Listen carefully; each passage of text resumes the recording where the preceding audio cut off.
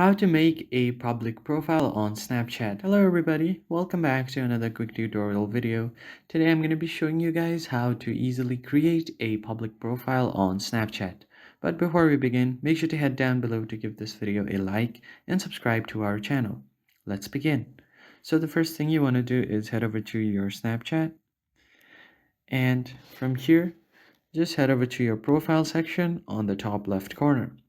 Once you open up your profile, all you have to do is scroll down until you see Spotlight and Snap Map. Just tap on Add to Spotlight. And once you click a picture, just tap on Send to, and then make sure to post it on Snap Map.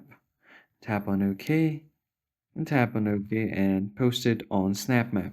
So this will post you on your Spotlight and Snap Map. And after you do that, you can just tap on your public profile and all of your spotlights will be visible right here. So once you tap on it, your public profile will automatically be created. So as you can see here, you will be able to see all of your insights, your spotlights if you have added any, or your stories. So that is all for this video. If you found it helpful, hit the like, share, and subscribe button. I will see you guys next time.